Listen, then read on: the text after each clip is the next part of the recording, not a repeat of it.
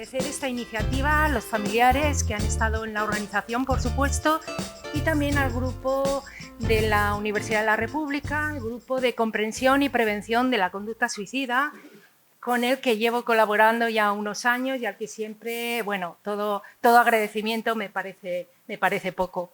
Venir a este hermoso país, pues es un premio, por supuestísimo. Bien, dicho esto, vamos a empezar.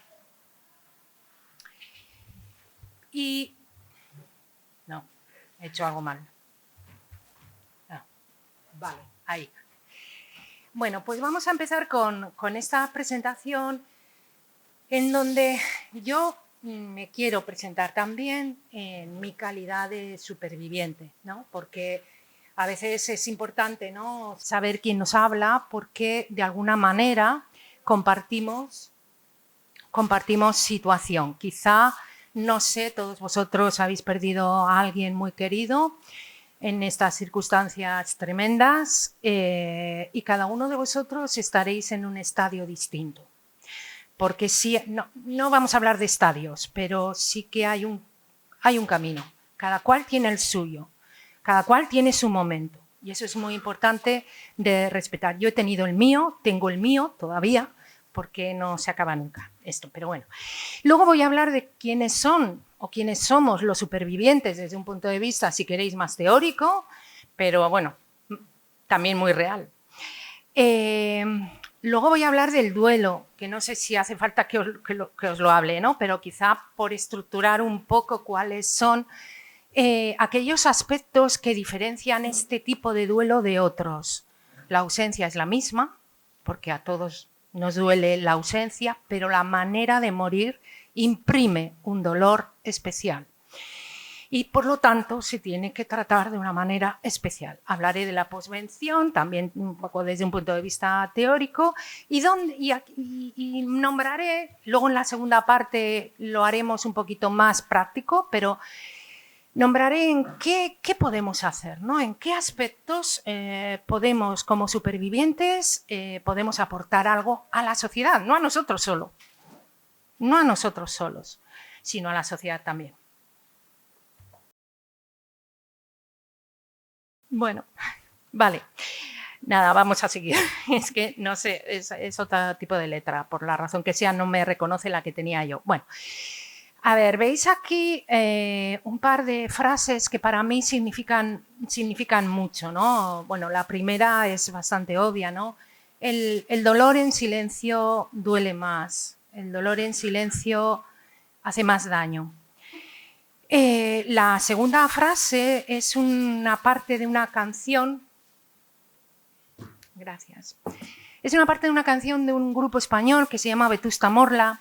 Y yo cuando escuché esta canción, vamos, creí que me representó tanto que dije, tengo que sacar este extracto, ¿no? Porque me parece que me representa mucho. Me representa mucho y creo que representa un proceso o un momento del proceso que nos puede ser bastante común. Fijaros, solo necesito despegar.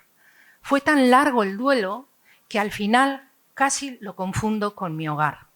Es decir, corremos un cierto riesgo de quedarnos en el dolor y convertirlo en algo, al final, bueno, en cierto modo, cómodo. Nos da miedo salir de ahí, nos da miedo ser felices, si es que se puede, pero bueno, nos da miedo a traicionar el recuerdo de la persona querida, nos da miedo, pero... Bien, soy superviviente desde 2012, ya hace 13 años, y desde 2016 pues lo que decidí que las cosas no podían ser como yo las vi y que tenía que hacer algo. Tardé 4 años en poder empezar a hacer cosas. En primer lugar, en un papel de activista, a través del voluntariado, acción política, acción social. Bueno. Y luego desde mi trabajo profesional, porque bueno, pues soy profesora, bueno, era, porque me jubilé el año pasado, después de 30 y muchos años. Bueno, era profesora de la Universidad del País Vasco, soy socióloga y pensé que ese era un buen lugar desde el que poder trabajar y hacer cosas. Bueno, hasta 2016 transité un proceso, bueno, que os voy a contar.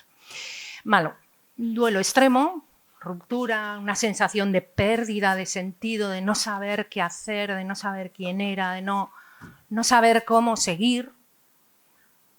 Y un sentimiento tremendo, ¿no? de soledad, de que la vida, bueno, en mi caso la pérdida fue de mi esposo, tras 30 años de vida conjunta, 3 hijas y, bueno, y desde ahora, ¿no? ¿Qué hago yo aquí? ¿No? ¿Cómo sigo? ¿No? Bueno, empecé a reflexionar sobre, que me parece que es algo muy importante, sobre lo que me había sucedido y me estaba sucediendo. Hice una introspección, ¿no? ¿Qué es lo que estaba pasando? ¿Qué pasaba a mi familia? Porque no solo es la persona, es también el entorno familiar el que está afectado. No era solo yo, eran mis hijas también, ¿no? Entonces, bueno, empecé, pues vi el silencio y el abandono que había a mi alrededor. Estamos hablando hace 13 años. No penséis que en España hay algo de avance, ya hablaremos de eso, pero hace 13 años era un silencio absoluto y total. Necesitaba encontrar a alguien que hubiese pasado por lo mismo. Yo necesitaba encontrar a alguien porque alrededor mío solo había silencio. Entonces, bueno, en 2016, por fin, bueno, tras muchos, fui a Barcelona, me fui a Madrid, fui buscando a alguien. Y había muy poca gente por entonces que hubiese salido de ese silencio, de esa oscuridad o se hubiese posicionado públicamente como superviviente. Había una asociación por entonces, una única, en 2012, la pionera en España. Se llama Después del Suicidio, pero bueno, de eso ya hablaremos. Me encontré con personas que estaban en mi misma situación, muy poquitas, 2, 3 personas, y decidimos en 2016 fundar una asociación de supervivientes, asociación de personas afectadas por el suicidio de un ser querido, en el País Vasco, lo llamamos Biziraun. Bueno, e iniciamos en ese momento, finales de 2016, principios de 2017, iniciamos la organización de grupos de ayuda mutua.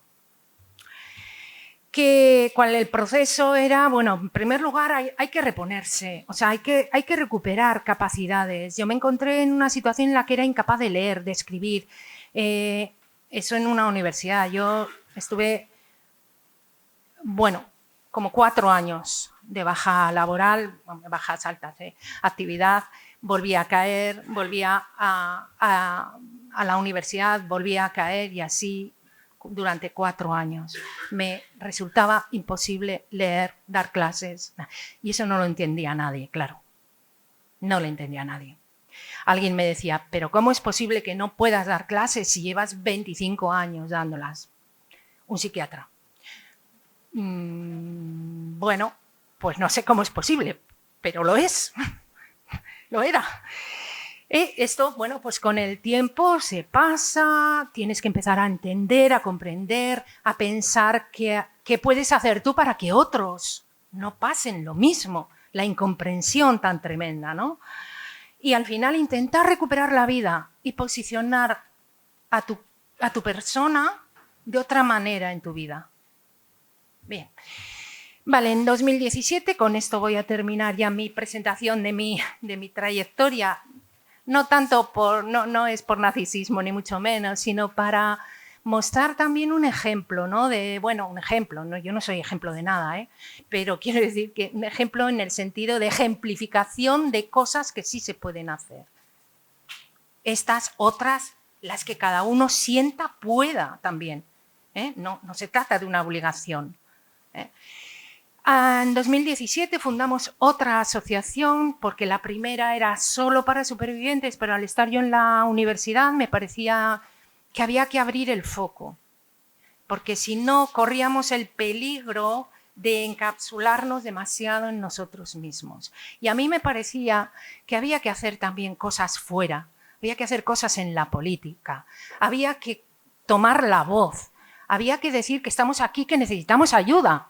No solamente entre nosotros, como si fuésemos un grupo, ¿no? Bueno, y nadie más sabe de nosotros. No, no, hay que saber. ¿Por qué? Porque si no nos vamos a encontrar en nuestro barrio que nos van a cambiar de acera, porque no saben cómo decirnos nada o cómo tratarnos, ¿no? Y esas actitudes, bueno, pues duelen mucho, de eso hablaremos.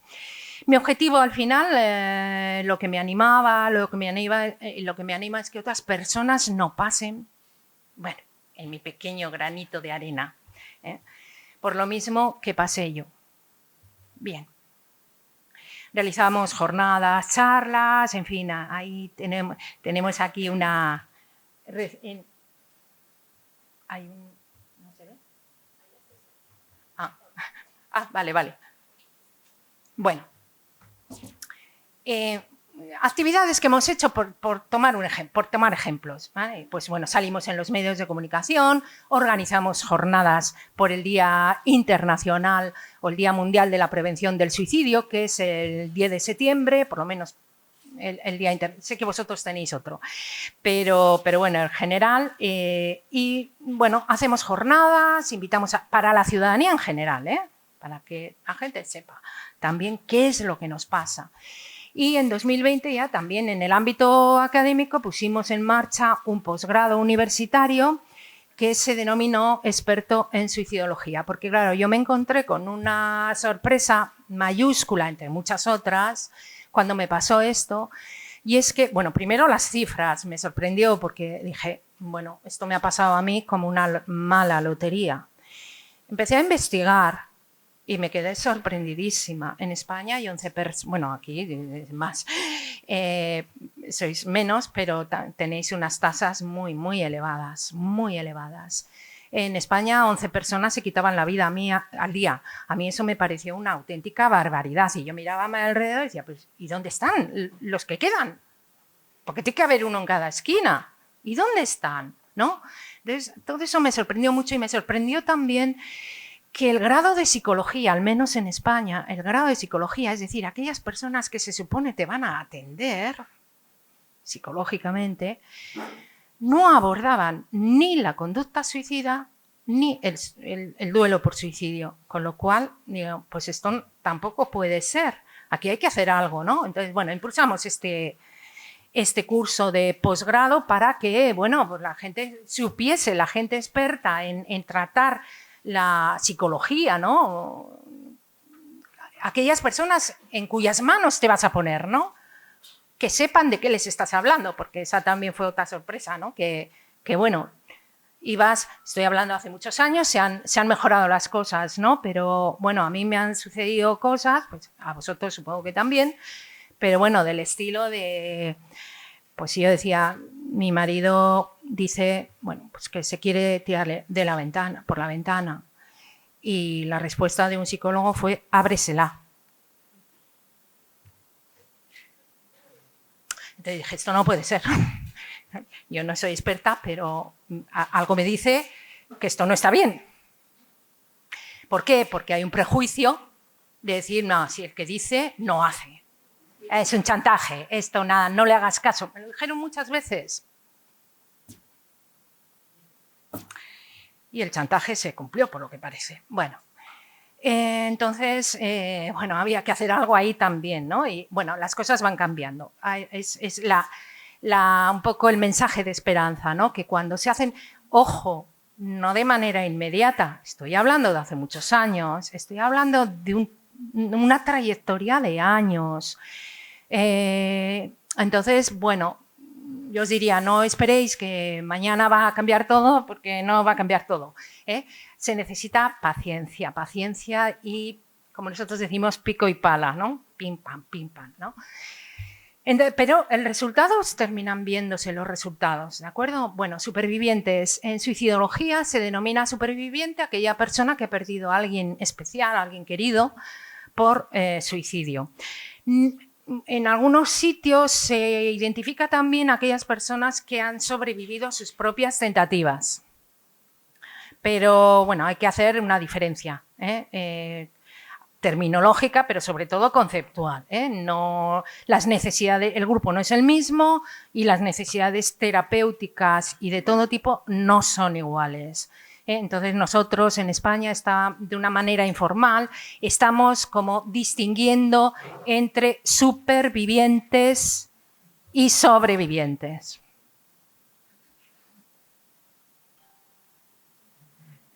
No se ve bien, ¿no? Bueno, estoy preocupada. Bueno. Ah, vale. Vale, nada, no importa. Bueno, me escucháis y ya está. Bueno, nada. Por lo tanto, distinguimos, ¿no?, entre esos dos grupos, por lo que digo que los supervivientes y los sobrevivientes pues son grupos con necesidades muy diferentes, ¿de acuerdo? Bueno. Hablamos de un duelo diferente. ¿Y por qué hablamos de un duelo diferente? ¿Queremos ser protagonistas de algo como especial? No lo decimos nosotros. Lo dice también la gente que ha analizado estos temas, la gente, bueno, pues que está experimentada en estos, alguna hay, en estos procesos. La Organización Mundial de la Salud ya hace 25 años, en 2000, elaboró un documento que se titula así: Prevención del suicidio, cómo establecer grupos de supervivientes. Insisto, hace 25 años, todo esto no es nuevo, ¿eh? Lo que pasa es que ha habido mucho silencio alrededor. Vale. Ya establecían que la forma de morir afecta de manera diferente. A todos parece que es bastante de sentido común pensar que una muerte de una naturaleza afecta más que otra. Con independencia, insisto, que la ausencia es la misma, ¿eh? Aunque se muera una persona por edad, tranquilamente, por enfermedad mayor y tal. Bueno, pero sí es verdad que las muertes súbitas, inesperadas, afectan más, y las que son violentas todavía más. Entonces, bueno, esto, insisto, no lo decimos nosotros, lo dice la Organización Mundial de la Salud, y ya digo que lo dice hace mucho tiempo. Bueno, ¿por qué hablamos de un duelo diferente? Bueno, yo creo que hay varias características que diferencian este tipo de ausencia de otras muertes. Bueno, una de ellas es, ¿qué os voy a decir? La culpa. La culpa que hice, que no hice, la culpa que siente uno, pero también eso en otros tipos de muerte no hay, o no tan marcadamente. También, claro, fijaros, el suicidio es una muerte voluntaria. Eso es muy complicado de asumir. Yo no creo que es tan voluntaria, pero bueno. Yo no creo que sea voluntaria y, de hecho, bueno, en su momento, hace unos años, escribí un artículo sobre la voluntariedad del suicidio, de la muerte por suicidio. Yo no creo que es tan voluntaria, por lo menos no siempre. Hay un secuestro emocional que no te hace ser libre de tomar esa decisión. Pero imagínate, ¿no?, que tú como superviviente pensar que tu ser querido te ha dejado por voluntad propia. Claro, eso no existe en otras muertes. ¿Cómo procesas eso? Eso tienes que arreglar de alguna manera, tienes que tratar de superar esa sensación, porque seguramente no era así. Seguramente no era así. La gente muere por suicidio por un sufrimiento extremo y una desesperanza. Y a veces los que estamos al lado no podemos hacer nada.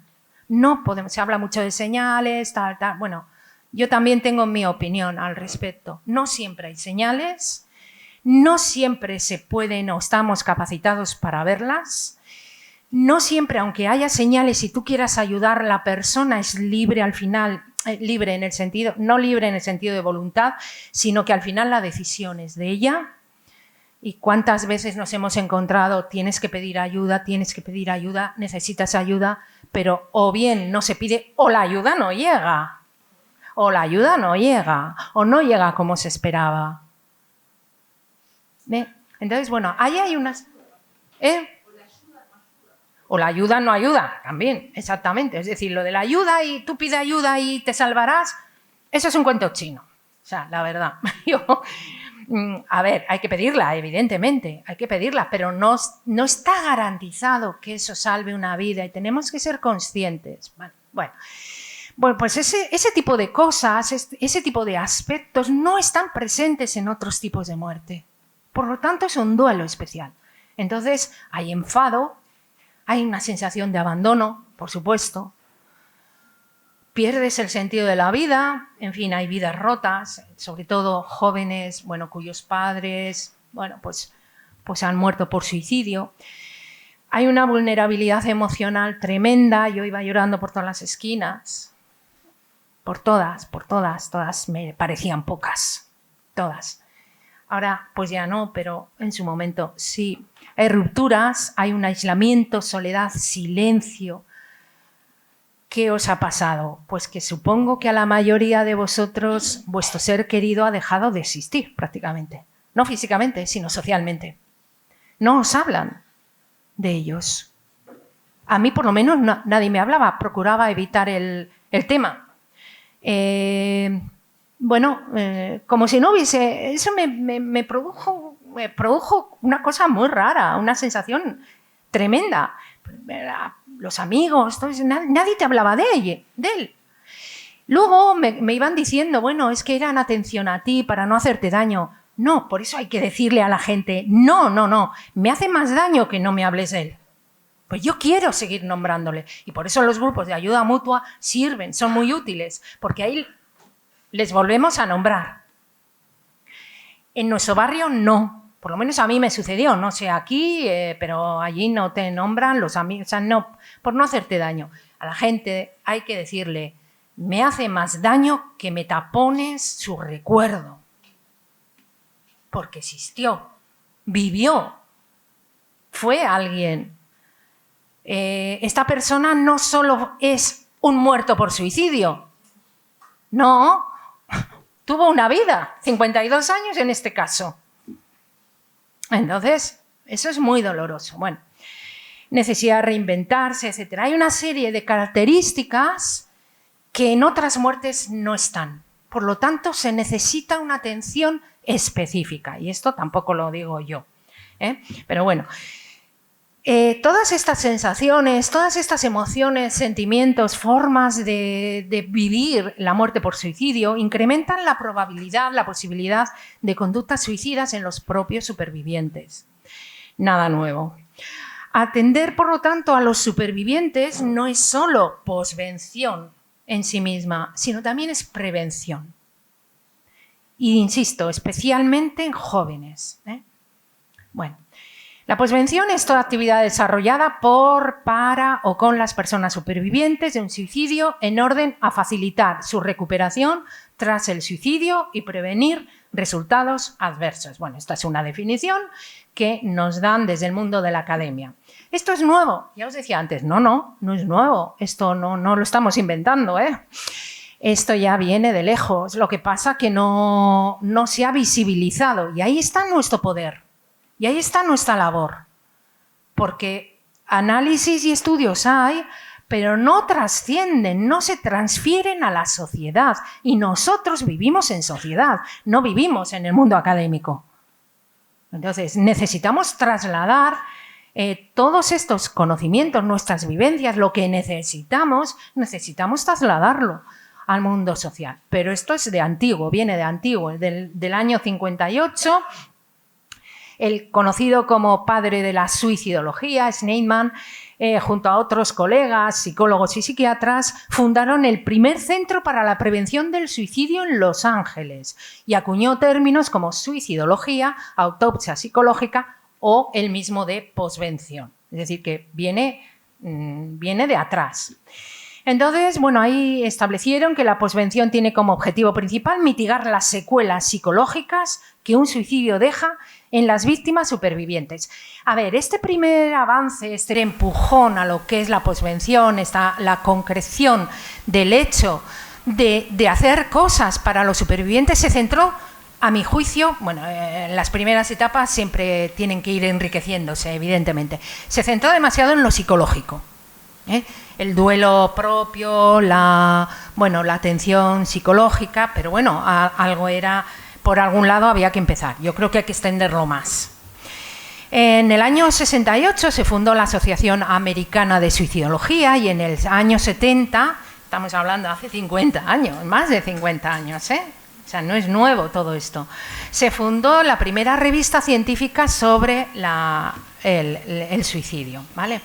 Estos terapeutas desarrollaron una terapia específica para supervivientes. Y aquí me estoy borrando yo misma. Bueno, fueron conscientes precisamente, escuchando a la gente que acudía al centro que acabo de mencionar antes, en Los Ángeles, fueron conscientes de que necesitaban otro tipo de terapia, otro tipo de atención, en donde se generase un espacio de seguridad.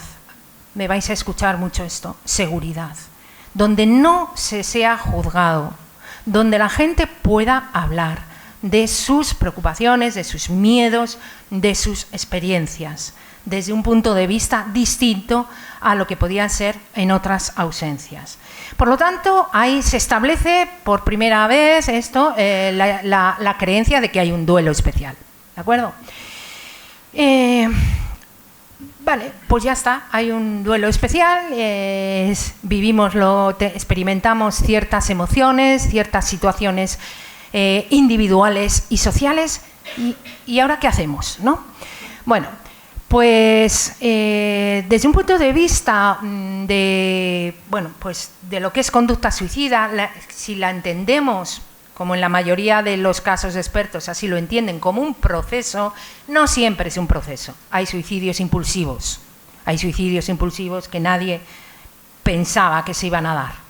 Pero en la buena parte de los casos se produce un proceso desde la ideación, pasando por planificación, pasando por tentativa, se plantea el suicidio y la muerte. No todas las etapas se producen siempre, se puede tener ideación y no seguir más allá, se puede tener planificación y no seguir más allá, no tener nunca una tentativa, es decir, es un proceso relativo, es más teórico que luego en la práctica se puede producir de verdad en algunas ocasiones, pero no en todas. Y hasta hace poquito este proceso se analizaba y cuando sucedía la muerte ya hemos terminado. No hemos terminado. Falta otra parte importante.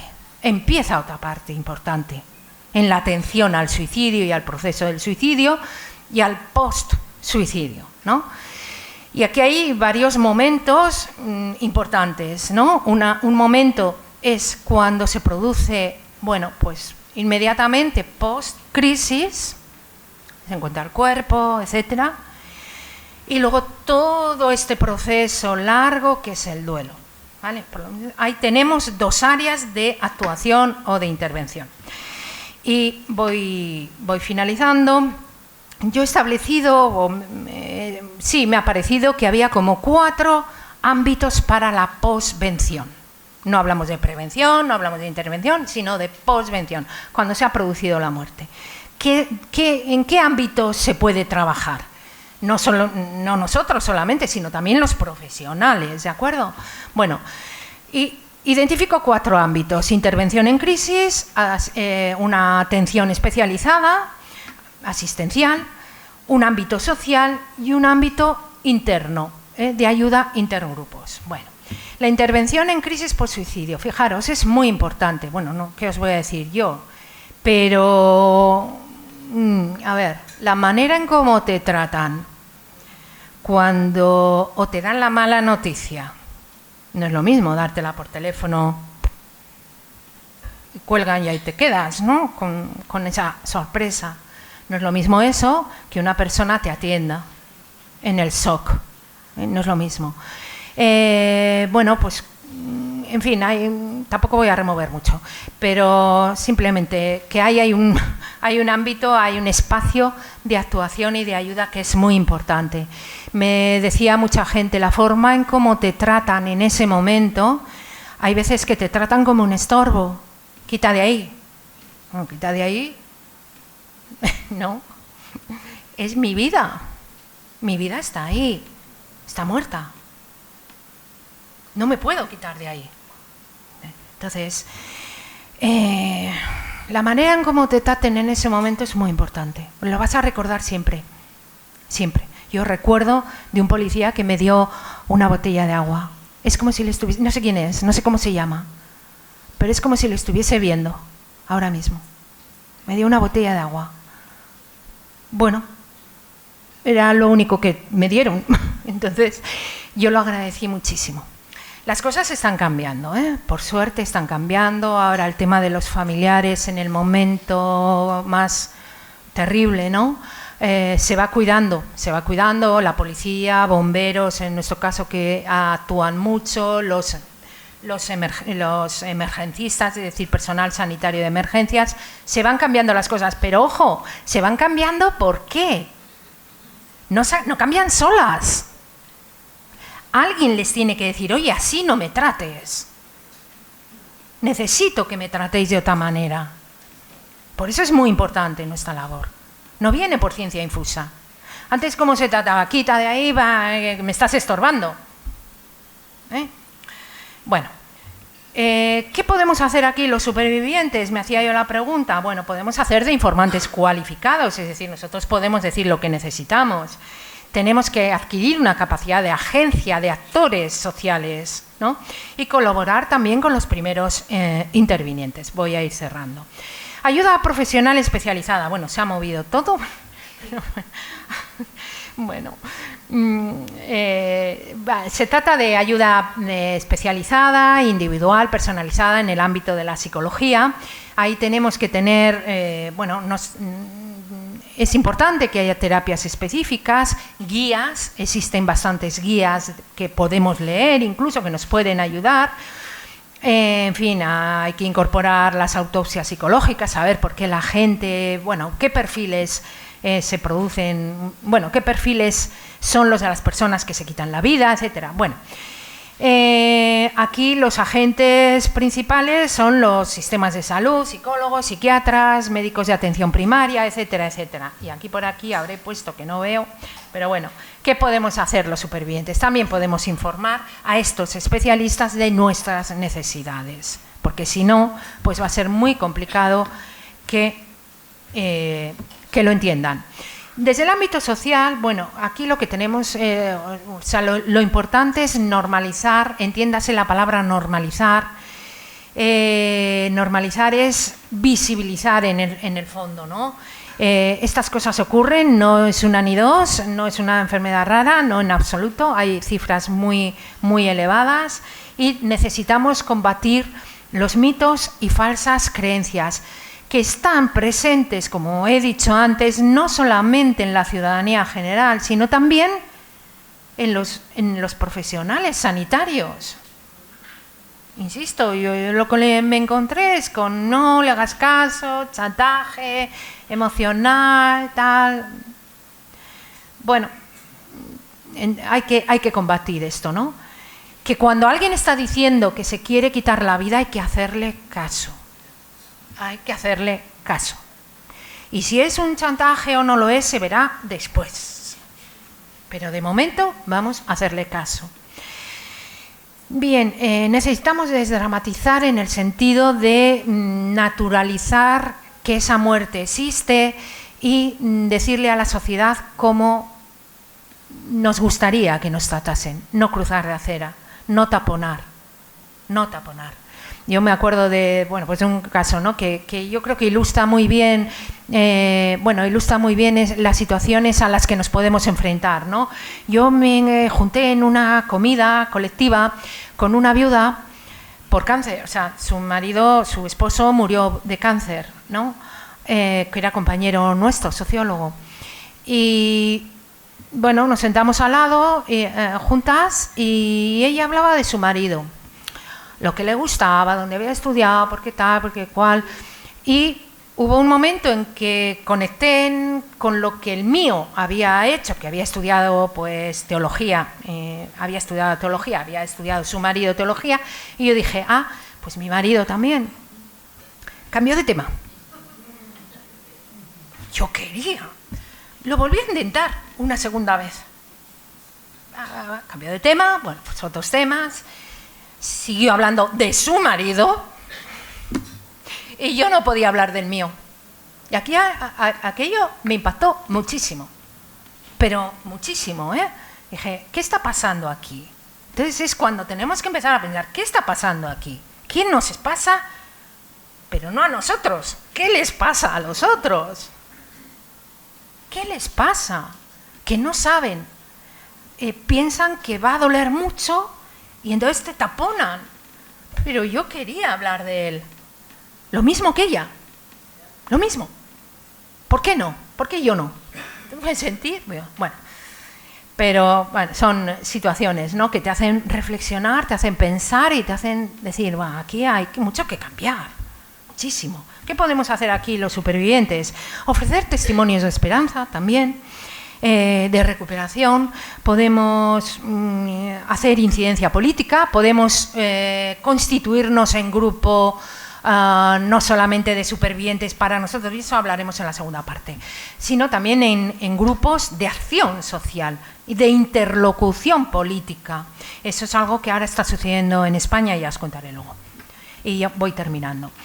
Y por último tenemos la ayuda interpares, que son, bueno, pues los conocidos como grupos de ayuda mutua, que tienen unas funciones muy, muy importantes y es, bueno, pues es un ámbito en el que se puede ayudar mucho, ¿vale? Es un espacio seguro donde uno puede llorar, nadie te va a decir no llores o no debieran decirte no llores. Te escuchan, puedes nombrar a tu ser querido, haces tus ceremonias, pones tu velita, en fin, lo que tú quieras, porque los demás te lo van a permitir, porque estáis en la misma situación. Tu ser querido vuelve a tener nombre y hay un apoyo mutuo en la desculpabilización. Eso es muy importante. Y bueno, es un espacio de confianza. Bueno, eso ya lo he dicho. Bueno, ¿qué podemos hacer aquí? Pues organizar o liderar grupos de ayuda mutua. También hacer labores de acogida individual, solicitar apoyo a las instituciones, porque claro, muchas veces te ves solo, te ves sola y dices, bueno, ¿qué hago yo aquí? ¿Cómo organizo? ¿En dónde hacemos? ¿Qué espacio utilizamos para hacer el grupo, ¿no? Necesitamos las instituciones también, el apoyo. Entonces, ahí hay que pelear un poco, ¿no? Hay que aprender también, hay que formarse, hay que leer para entender también un poco, aparte de nuestra experiencia personal, darle una cierta profundidad y sobre todo amplitud. Es muy importante no pensar que a todo el mundo le pasa lo mismo que a mí. Porque si hablamos de ser respetuosos, hay gente, por ejemplo, que tras la pérdida por suicidio se dedica a trabajar enloquecidamente. Bueno, es su manera. Yo no voy a decirle, oye, tú, eso no está bien. Es su manera y hay que respetarla. Yo no podía trabajar, pero yo escuchaba a los miembros de los grupos de ayuda mutua la necesidad de trabajar. Mi hija mayor trabajaba despiadadamente, diría yo. Me dijo, si paro, pienso. Y si pienso, me muero. Es una manera, hay que gestionar, cada uno lo gestiona como puede, en el momento que puede. Ya llegará otras maneras más reflexivas o no, y ya está, y le sirve a cada uno. Hay que ser respetuosos con los procesos de los demás. ¿Entendéis? Eso es muy importante, porque si no, bueno.